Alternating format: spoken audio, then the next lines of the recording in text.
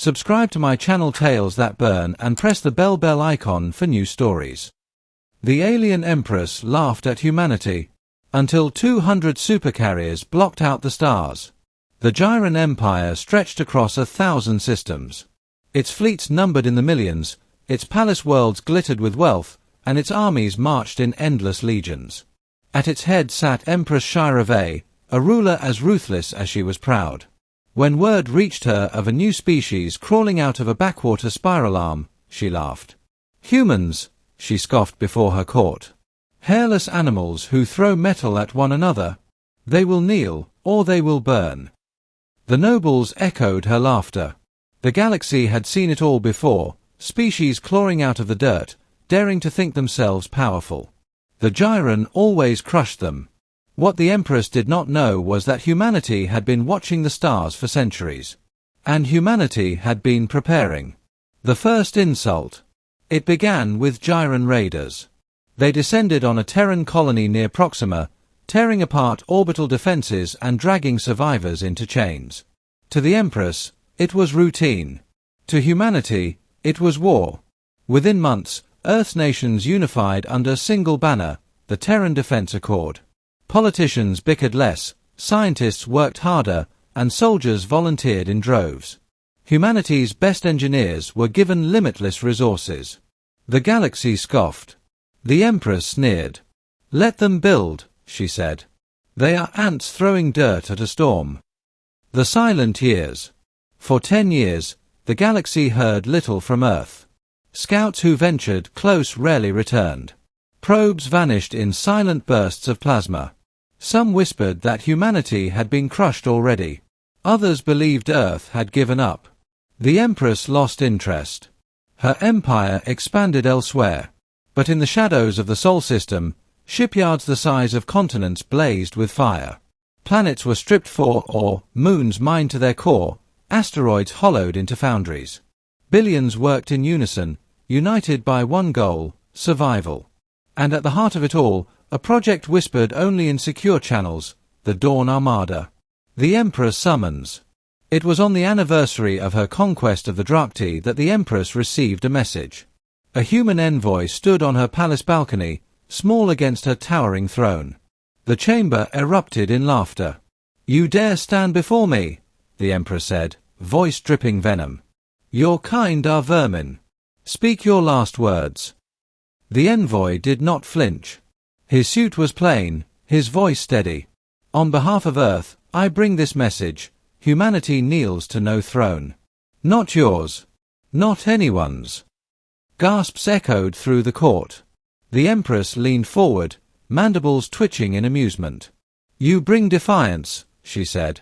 And what do you bring to enforce it? The envoy's lips curved in the smallest of smiles. Look up. The sky darkens. The Empress frowned and turned her gaze to the palace skylight. Beyond the shimmering dome of shields, the stars should have glittered. But they did not. Instead, shadows moved across the heavens. Colossal silhouettes, each 1 mile long, blotted out the constellations. 200 of them, sliding silently into formation. Supercarriers. Each bristled with weapons capable of cracking moons. Each carried fleets within fleets, battle groups of destroyers, swarms of drones, wings of starfighters. They stretched from horizon to horizon, a wall of steel and fire. Gasps turned to screams. Nobles staggered to their knees. For the first time in centuries, the Empress's laughter faltered. The voice of Earth. The envoy's communicator crackled. A voice boomed, amplified across the palace and relayed into every Gyran broadcast. This is Admiral Kepler of the Terran Defense Accord. By decree of humanity, the enslavement of our people ends today. Any act of aggression will be met with annihilation. Stand down. The Empress's claws dug into her throne. Rage burned in her chest, but beneath it, a flicker of fear. Never had an upstart species risen so fast. Never had one dared to stare her empire in the face with such power. The first shot. Gyran pride would not yield. Orbital batteries fired, streaking plasma into the dark.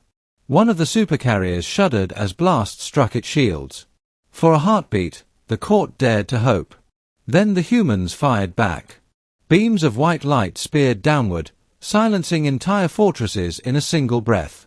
Swarms of fighters streaked like fireflies, dismantling defenses with clinical precision. The Gyran fleet scrambled, only to find itself hopelessly outnumbered, outmaneuvered, outgunned. The sky itself became fire. The Empress's fury. On the throne, the Empress rose to her full height, voice shaking the chamber. You think yourselves gods. You are still flesh. Still bone. You will bleed as all others have bled. The envoy met her blazing eyes without fear. Maybe. But we will not kneel. Guards rushed forward, but the palace walls shook as shockwaves thundered through the city. The war had come to the heart of her empire. The fall of a throne. Hours stretched into days. One by one, Gyran fleets fell. Their commanders underestimated human tactics, hit-and-fade strikes, guerrilla maneuvers in space, relentless pushes where no sane species would go. The humans fought like creatures born in hardship, forged in desperation. Because they were. The Empress watched as her empire crumbled. Entire sectors defected, emboldened by the sight of Terran might. Slaver lords who once mocked humanity now sued for peace. And above her capital, the carriers remained. Unyielding. Immovable. A wall of steel that told the galaxy a new truth. Earth had arrived. The last laugh. In the final council, the Empress's court begged her to surrender.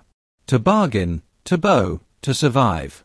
Her mandibles twitched in fury. I laughed at them once. I will not crawl to them now. But in the silence that followed, she heard the echo of a greater laughter, the laughter of fate itself, mocking her arrogance. For humanity had done the unthinkable. It had risen from prey to predator, from primitive to power, in a single generation.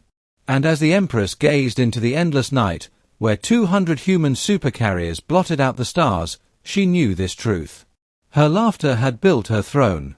But it was humanity's laughter, cold, defiant, unyielding, that had ended it. Epilogue. The Terran fleet did not destroy the Gyran homeworld. Humanity had no need to.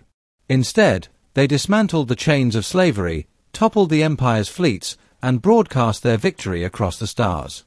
To friend and foe alike, one message rang clear. Humanity kneels to no one. And somewhere in the void, where stars once glittered but now hid behind the shadows of Terran steel, the galaxy trembled. Because the age of Earth had begun. Friends. This was today's story from Tales That Burn Fire. If you enjoyed the story, subscribe to the channel and press the bell icon so you don't miss any new stories.